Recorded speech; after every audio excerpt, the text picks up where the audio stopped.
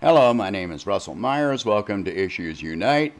Yeah, so my hair looks even crazier than before, I guess. I had to put some gel in it, and I washed my hair, and now it's doing even less of what I want it to do.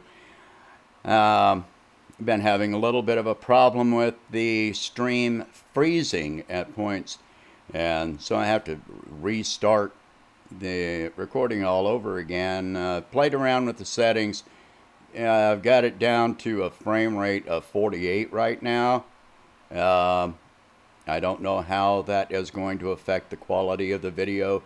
I'm going to wait and see. Give me your thoughts on it.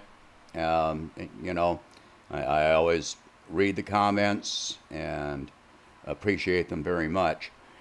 All right, so I'm sure you all have heard that Hertz Rent-A-Car declared bankruptcy this past week. And I've been saying that there is a coming wave of bankruptcies that is going to occur. And Hertz, if you don't know, is so large that they actually fall into the range of one of the top 25 largest bankruptcies ever declared in the United States. Now, this is going to put tens of thousands of people out of work, and that's just directly for Hertz. That's not counting, you know, they contract with, um, you know, repair shops and maintenance and so forth outside of their own company. So this is going to affect, you know, many people way beyond Hertz.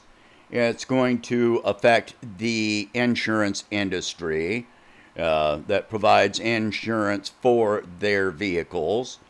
Uh, so that could lead to, the loss of other jobs, um, you know, falling stock values for insurance companies, whoever they work with, etc. Now, this is really a sign of something anyway, because most of Hertz rental outlets are in airports. Um, and travel, air travel has reduced by over 90% in the last few months. You cannot expect that this is going to change anytime soon. The travel industry, hotel, restaurant, conventions, sports, all these industries are not going to recover quickly if they ever truly recover at all. You know, if they never recover to the level that they were, um, and we've been hitting, going downward on some of this stuff anyway over the years. I mean, look from the internet bubble, then, and then to the housing bubble, and people just don't have money to spend on travel and entertainment, eating out, and the less people spend, the more it impacts other um, areas of employment, and it causes this downward cycle, which I've been talking about for years now. Yeah, I didn't just start talking about this in the last few weeks like a lot of people have. I've been talking about this for years. Um, right now, I forgot who it was, but you know, one company that uh, specializes in business newsletters and information. Uh, you know, they estimate that All right. So they estimate that we will see 25,000 corporate retail business closures this year. 25,000.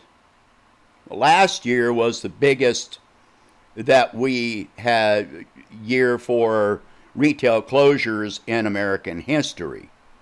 And what did we see? Maybe 19,000 at most. I'd have to look it up. But it might have been only 9,000. That's what I thought. Yeah, it was 9,000, not 19. So think more than double the amount of retail business closures this year over last year. More than double. And it's only beginning. So we really have to change the way that we think about economics here. Capitalism has failed. It has collapsed. I know a lot of people are still all on that train and thinking that things are going to turn around, but it's not going to turn around. We can't keep doing what we've been doing because it's going to bring us right back to this point. Over and over, each crash is getting bigger and bigger. The internet bubble, the housing bubble, and now this, the everything bubble. Because everything is involved in this. This is a bubble inside a bubble inside a bubble inside a bubble containing lots of other bubbles. And they're all bursting at once. Because it's all been an interreliant chain. Everything depending on each other. Banks are going to start failing because with these corporations failing and unable to pay out their debts, well, that affects the banks. With consumers not earning wages, they won't be borrowing, won't be able to pay their credit card debts. That affects the banks. Consumers won't be depositing money. That affects the banks. So we are eventually going to see a collapse of the banking system. You cannot print enough money to save all of these banks, and even if you do, the banks are all you're saving. And that's not saving the economy. They won't have, they're already tightening the requirements to obtain credit right now. So if banks are failing, they're going to increase and tighten those restrictions on credit more and more and more until no credit is available except to the top 0.001%. And even that will be questionable. If they have defaulted on debts, then why are the banks even going to loan to them? So then the banks are interdependent on one another. This bank is invested in this bank, and they buy these, different funds and, mortgage packages and so forth and so on from each other. And so when it all starts falling down, it all falls down. It's a big house of cards. And we've allowed it to be built up this way. The capitalists are the ones that did this. So we have to rethink our economic system. We have to reassess what is important. Because what we've been doing is a complete failure now. It is a complete failure. It's not because of a virus. All the retail closures from last year show that it was not, there was no virus that you could blame. But the media was telling you how good the economy was doing while all these retail outlets were closing. And while, trucking companies were shutting down over the holiday season, putting thousands of people out of work. The year before, in late 2018, Ford laid off 25,000 people, GM laid off 10,000 people, and yet all through 2019 we heard how great the economy was doing. We have the highest rate of student loan defaults, retail home sales, real estate sales were down by 24, almost 25% in April. It's not going to just pick back up. If people don't have incomes and companies have no liquidity, even the equity investors, why are they going to buy property? Well, they buy property so they can rent it out. But if there's nobody that they can rent it out to, there's no reason for them to buy it. So they just hold on to it. They hoard it. They ship it offshore to the Cayman Islands or whatever. And with nobody creating jobs, because it all goes in a cycle. You create jobs because people have money to spend. Well, it doesn't go the other way around. You don't create jobs so people have money to spend. Not with capitalists. With socialism, you would do that. But with capitalism, you create jobs because people have money to spend, and you want to earn that money, you want to get that money as profit. But if nobody has anything to spend, you're not going to create jobs, you're not going to build properties, you're not going to buy properties, you're not going to expand production, you're not going to hire people, you're not going to invest money. You're going to just keep it all for yourself.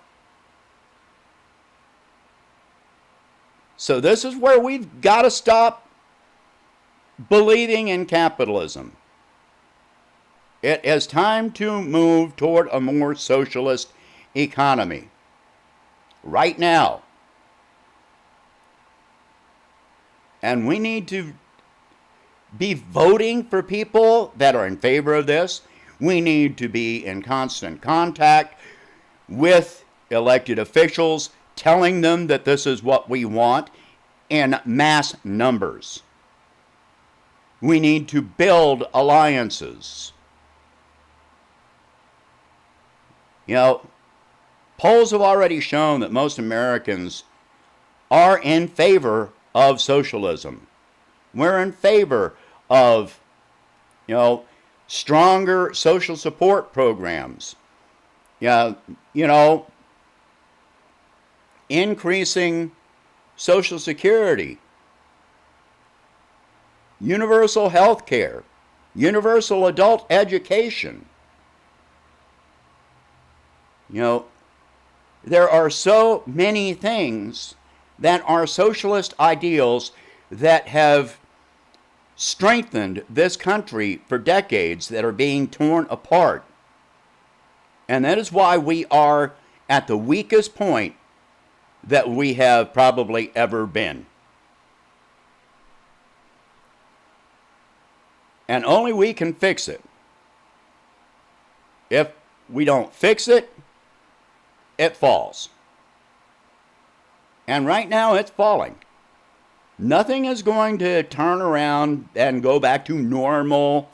And what was normal is not what we want to go back to anyway. People working 3 jobs for a basic income, just for, sheer survival. Being in debt for decades for student loans. Unable to buy a house because of the cost of your student loans. Rent going up every month. Insurance that costs so much that after you pay the insurance, you can't afford to see the doctor. People declaring bankruptcy because of medical bills by the millions. That was normal. That's what we considered normal. We need a new normal. We need to redefine normal. Starting now. All right. How many more Hertz rent-a-cars are going to happen? No idea. But it's going to be a lot. Once again, this is only the beginning. I've been warning about this coming for years. So, let's start looking at things in a different light. Let's start banding together. All right? So, that is going to be it for this one. Please like this video, share this video, subscribe. Talk about these subjects. Talk about these subjects endlessly. Don't stop talking about them. That's the whole point. If you can, please donate $1 a month to help me expand the channel. Because the more time, I like to do a lot of research on things that I'm doing. And this particular video doesn't reflect it, but a lot of my videos and articles do. So, the more time I have to do research, the better I can do with it. All right? And we need to get this message spread out there. Get people together. All right, that's it for today. Again, my name's Russell Myers. This is Issues Unite, and I hope you have a good weekend.